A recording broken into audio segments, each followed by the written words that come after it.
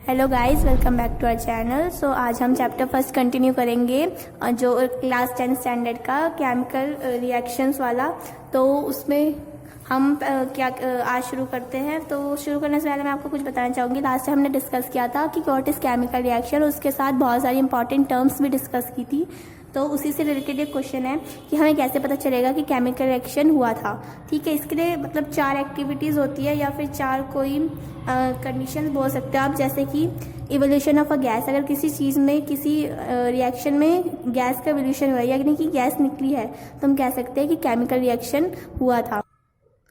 और जो हमारा सेकंड पॉइंट है वो है चेंज इन स्टेट, यानी कि अगर उसके स्टेट में चेंज हो जाए। फॉर एग्जांपल, अगर कोई चीज़ सॉलिड से अगर वो लिक्विड में चेंज हो जाए तो उसको भी हम केमिकल रिएक्शन का एक बोल सकते हैं कि हाँ उसमें केमिकल रिएक्शन हुआ था। और द थर्ड पॉइंट है वो है चेंज इन कलर।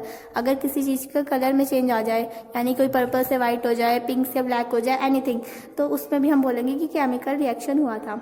और जो लास्ट पॉइंट है वो है चेंज इन टेम्परेचर। अगर टेम्परेचर में चेंज आ जाए, फॉर एग्जाम्पल अगर वो बढ़ जाता है या कम हो जाता है, तो ये भी एक सिंबल, एक उसका मतलब बता सकता है कि हाँ वहाँ पे केमिकल रिएक्शन हुआ था, केमिकल रिएक्शन हुआ था। ठीक है, तो अब ये वाला तो समझ आ गया। अब आगे बढ़ते हैं हम। आगे जो था टाइप्स ऑफ केमिकल रिएक्शंस। ठीक है, तो फिर टोटल वैसे तो मेन जो है वो 4 तरीके की होते हैं, बट चलो देखते हैं वो कैसे हो जाते हैं फिर आगे। तो पहला है वो कॉम्बिनेशन रिएक्शंस। ठीक है, कॉम्बिनेशन रिएक्शंस इन विच 2 और more substances combine to form a single substance. इसी को हम कॉम्बिनेशन रिएक्शन कहते हैं। अगर कोई 2 चीज़ें मिलके एक चीज़ बनाती है, यानी कॉम्बिनेशन क्या होता है, किसी 2 चीज़ को कंबाइन करना। चलिए इसको अच्छे से समझने के लिए हम एक एग्जाम्पल लेट करते हैं। फॉर एग्जाम्पल, जैसे मान लो कोई एलिमेंट था A प्लस B, ये दोनों साथ में रिएक्ट करते हैं और साथ में ये प्रोडक्ट बनाएंगे AB, राइट। अब इसको हम लॉजिकली देखते हैं।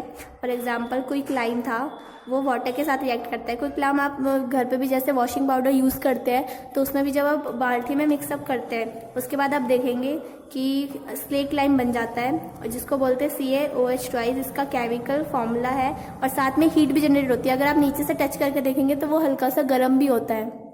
तो ये कौन से तरीका का एग्जाम्पल है? कॉम्बिनेशन रिएक्शन का एग्जाम्पल है। ठीक है, क्विकलाम का फॉर्मूला होता है कैल्शियम ऑक्साइड, वाटर का as you already know H2O, and slaked lime का CaOH2, और साथ में हीट भी प्रोड्यूस होती है।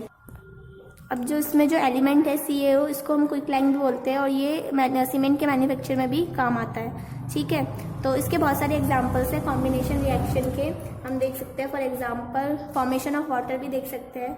जब हाइड्रोजन गैस ऑक्सीजन के साथ रिएक्ट करती है तो वो H2O बनाती है। अब इसको आप वो भी अप्लाई कर सकते हो लॉ ऑफ मास कंजर्वेशन को।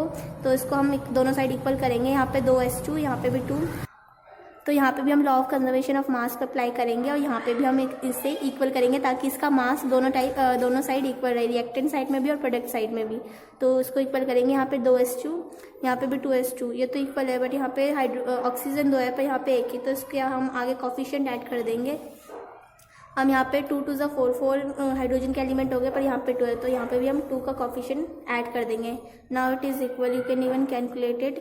सो देखिए 2 2 4 हाइड्रोजन के एलिमेंट, और यहाँ पे भी 4 हाइड्रोजन के एलिमेंट, यहाँ पे 2 ऑक्सीजन के एलिमेंट, और यहाँ पे भी 2 ऑक्सीजन के एलिमेंट।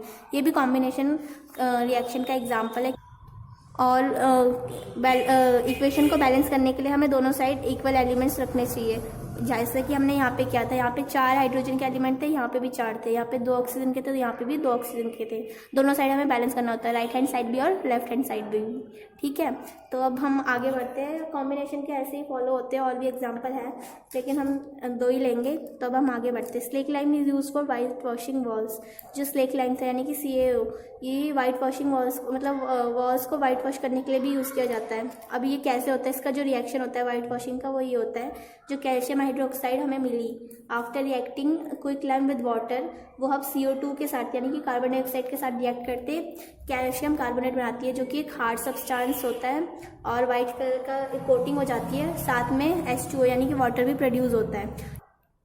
और जब आपने अपने घर में वाइट वॉश कराया तो आपने एक बात नोटिस की होगी कि आफ्टर वाइट वॉशिंग जो हमारे यहाँ पे टाइल्स में या मतलब दीवारों पे जो शाइन आती है वो इसकी वजह से होती है, कैल्शियम कार्बोनेट की लेयर की वजह से वो शाइन जो हम देख पाते हैं वो इसी की वजह से होती है, क्योंकि इसकी जो लेयर है वो वहाँ पे मतलब आफ्टर वाइट वॉशिंग वो उसकी जो शाइन है वो कैल्शियम कार्बोनेट की लेयर की वजह से होती है। बस यही हमें यहाँ पे ध्यान रखना है और आगे हमें डीपली नहीं जाना। तो अब आगे वो देखते हैं कि जो सेकंड एग्जांपल है बर्निंग ऑफ कोल, ये आपकी एनसीईआरटी की बुक में भी दिया हुआ है। बर्निंग ऑफ कोल यानी कि जब कार्बन ऑक्सीजन के साथ रिएक्ट करता है तो वो कार्बन डाइऑक्साइड गैस फॉर्म होती है, और ये भी किसका एग्जांपल है, कॉम्बिनेशन रिएक्शन का, क्योंकि कार्बन ऑक्सीजन दोनों एक साथ रिएक्ट होकर कार्बन डाइऑक्साइड बना रहे हैं। ठीक है, दोनों चीज़ कंबाइन होकर एक प्रोडक्ट बना रही है, राइट। तो अब हम अगला, तो अब आगे जो है वो सेकंड है एक्सोथर्मिक रिएक्शन। एक्सोथर्मिक रिएक्शन आप बहुत सारे रिएक्शंस में देखने को मिलेगा, कॉम्बिनेशन के साथ साथ डिकम्पोजिशन में भी। फॉर एग्जांपल आप अपने घर में के उसमें रेगुलर बेसिस पे एक एग्जांपल ले सकते हो। जब आप कोई वॉशिंग पाउडर को डिजोल्व करते हो पानी में तो उसके नीचे आप टच करके देखोगे आफ्टर सम टाइम वो जो बाल्टी है, कोई भी बकेट है जिसमें भी आपने उसको मिक्सअप किया वो गर्म हो जाती है थोड़ी देर बाद, उसको आप टच करके देखेंगे। तो ये वाला एग्जाम्पल भी एक्सोथर्मिक रिएक्शन का था। तो अब इसके डेफिनेशन को देख लेते हैं। Reactions in which heat is release along with the products, यानी कि जो प्रोडक्ट्स बने केमिकल रिएक्शन में उसके साथ अगर हीट भी प्रोड्यूस हो रही है तो सारे रिएक्शंस को हम एक्सोथर्मिक रिएक्शंस बोलेंगे। और जो मैंने आपको वॉशिंग पाउडर वाला एग्जांपल दिया वो भी एक्सोथर्मिक रिएक्शन का ही एक एग्जांपल है। अब हम एक्सोथर्मिक रिएक्शंस के अगले एग्जांपल्स देखेंगे अदर, जो हमारी एनसीईआरटी बुक में भी अवेलेबल है। ठीक है, तो पहला एग्जांपल है burning of natural gas. Natural gas किसको बोलते हैं, CH4 किसको बोलते हैं, मीथेन को ही हम नेचुरल गैस बोलते हैं। तो जब अब इसका एग्जांपल ये है कि CH4 जब ऑक्सीजन के साथ रिएक्ट करती है तो वो कार्बन डाइऑक्साइड प्रोड्यूस करती है और साथ में वाटर प्रोड्यूस करती है। ठीक है, तो ये वाला एग्जाम्पल भी किसका, एक्सोथर्मिक का, क्योंकि इसमें रिलीज।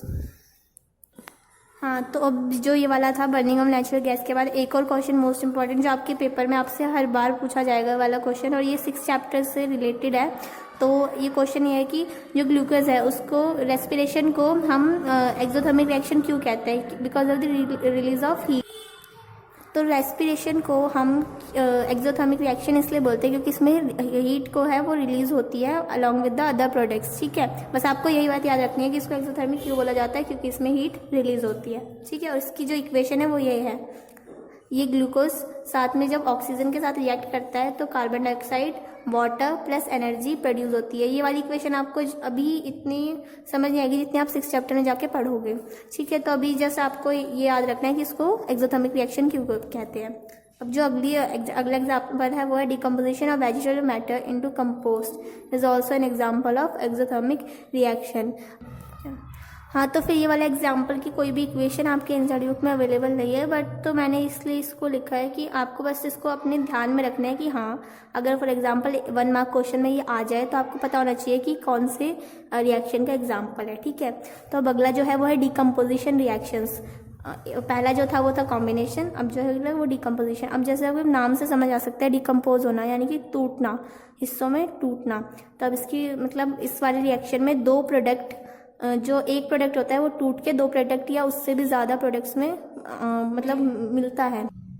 तो चलिए फिर इसकी डेफिनेशन को पढ़ते हैं। In which a compound splits up into 2 और more simple substances it's called a decomposition reaction. ठीक है, उसमें से एग्जाम्पल जो है वो है FeSO4 यानी कि फेरस सल्फेट, और जब ये इसमें हीट प्रोड्यूस की जाती है इसको तोड़ने के लिए तो ये ferric oxide plus sulphur dioxide और सल्फर ट्राईऑक्साइड में इसके प्रोडक्ट्स बनते हैं। ठीक है, और पहले ये ग्रीन कलर का होता है। ये वाली चीज़ भी आपको ध्यान रखनी है कि वो पहले कौन से कलर में था और आफ्टर रिएक्शन वो कौन से कलर में कन्वर्ट हो गया, क्योंकि पेपर में 1 मार्क में भी ये बहुत सारे ऐसे क्वेश्चन पूछे जा सकते हैं। ठीक है, तो FeSO4 ग्रीन कलर का होता है, but after the reaction of decomposition ये फेरिक ऑक्साइड में बन जाता है और साथ में SO2 प्लस में SO3 गैस भी प्रोड्यूस होती है। ठीक है, तो फिर अब इसके बाद हम देखते हैं जो हमने कॉम्बिनेशन में लिया था, लेट किया था, इसमें भी लेट करेंगे। ये उसका बिल्कुल अपोजिट होता है, इसलिए कई बार इसको हम डिकम्पोजिशन रिएक्शन को अपोजिट ऑफ कॉम्बिनेशन रिएक्शन भी कहते हैं, क्योंकि इसका बिल्कुल उल्टा होता है। फॉर एग्जाम्पल हमने कॉम्बिनेशन में लिखा था कि A प्लस B मिलकर बनाते हैं AB, राइट, लेकिन डिकम्पोजिशन में AB को तोड़ा जाता है और ये A प्लस B में बनता है, कुछ ऐसा। ठीक है, बिल्कुल उल्टा है ना ये उसका। ठीक है, तो इसमें जो एक सब्सटेंस है वो दो या दो से ज़्यादा प्रोडक्ट्स में मतलब टूटता है और इसी को हम डिकम्पोजिशन रिएक्शन बोलते हैं। ठीक है, तो अब हम आगे बढ़ते हैं। जो अगला है वो थ्री, अब इसमें भी डिकम्पोजिशन रिएक्शन में भी इसके भी सब टाइप्स होते हैं, यानी कि इसके भी 3 और पार्ट होते हैं। पहला थर्मल डिकम्पोजिशन रिएक्शन। थर्मल से आप जान सकते हैं कि ये हीट से रिलेटेड है, राइट। तो फिर कोई भी डिकम्पोजिशन रिएक्शन वो अगर हीट में कैरिड आउट हो रहा है तो उसको हम थर्मल डिकम्पोजिशन बोलेंगे। अगला फोटोलिटिक डिकम्पोजिशन। अगर डिकम्पोजिशन रिएक्शन इलेक्ट्रिसिटी में कैरिड हुआ है, यानी कि हीट की जगह अगर हमने इस बार इलेक्ट्रिसिटी पास करवाई तो उसको हम फोटोलिटिक डिकम्पोजिशन रिएक्शन बोलेंगे। और जो नेक्स्ट है वो है इलेक्ट्रोलिटिक, और सॉरी ये चेंज हो गए। फोटोलिटिक में आएगा सनलाइट, यानी कि अगर हमने हीट की जगह सनलाइट यूज़ करी है टू ब्रेक द सब्सटेंस तो वो होगा फोटोलिटिक, और अगर हमने इलेक्ट्रिसिटी यूज़ किया तो वो होगा इलेक्ट्रोलिटिक। ठीक है, तो चलिए अब जो मैंने बताया था फोटोलिटिक और इलेक्ट्रोलिटिक यहाँ पे गलती से चेंज हो गया, so please don't misunderstand it. ये चेंज है, मतलब फोटोलिटिक जिसमें हम सनलाइट यूज़ करते हैं और इलेक्ट्रोलिटिक जिसमें हम इलेक्ट्रिसिटी। आप इनके नाम से देखिए, electro means electricity, photo means light. Science की टर्म फोटो, साइंस में फोटो जो है वो हम इसे लाइट बोलते हैं, मतलब जो फोटो टर्म है जो ये यूज़ हुई है इसका मतलब लाइट होता है। ठीक है, तो अब हम आगे बढ़ते हैं। इसके बाद जो है डिकम्पोजिशन। चलिए अब इसके जो सब पार्ट्स थे इसके एग्जांपल्स देख लेते हैं। पहला है PbNO3 ट्वाइस। इसको हम बोलते हैं PbNO3 ट्वाइस जब हीट में रिएक्ट करता है, मतलब जब हम इससे हीट प्रोड्यूस, इसमें हीट पास करवाते हैं तो ये PbO plus NO2 plus O2 में इसके प्रोडक्ट्स मिलते हैं। ठीक है, और ये इसमें ब्रोक हो जाता है, इसके 3 प्रोडक्ट्स आते हैं। ठीक है, ये था कौन से वाले का एग्जाम्पल, ये था थर्मिक रिएक्शन का। अगला जो है AgCl सनलाइट। जब इससे हम सनलाइट में इसको केमिकल रिएक्शन को करवाते हैं तो इसमें AgO प्लस Cl2 मिलता है। ठीक है, ठीक है, अब जो यह था PbNO3 इसको हम बोलते हैं लेड नाइट्रेट। लेड नाइट्रेट किस में ब्रोक होता है, लेड ऑक्साइड में, साथ में NO2 नाइट्रोजन डाइऑक्साइड और O2 ऑक्सीजन। ठीक है, अगला जो है वो है AgCl। AgCl क्या होता है, सिल्वर क्लोराइड। ठीक है, जब इस सनलाइट में इसको हम रखते हैं तो ये सिल्वर और क्लोरीन दोनों में अलग अलग हो जाता है। ठीक है, और इसका कलर ये वाला भी आता है, पेपर में बहुत बार पूछा जाता है कि silver chloride before the reaction कौन से कलर का था, वाइट। ये वाइट कलर का होता है।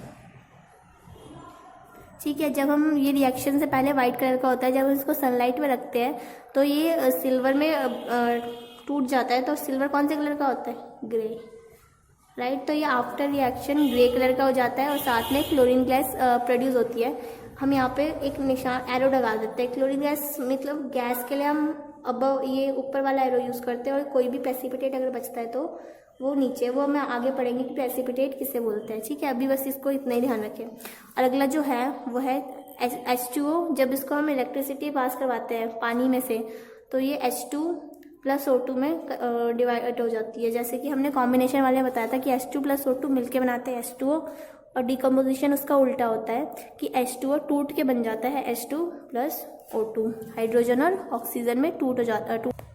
तो आज हमने 2 टाइप्स ऑफ रिएक्शन कंप्लीट कर लिया, और बाकी के जो है वो हम अगली वीडियो में अपने कवर करेंगे। ठीक है, तो आज के लिए बस इतना ही। Thank you so much for watching this video. Types of reaction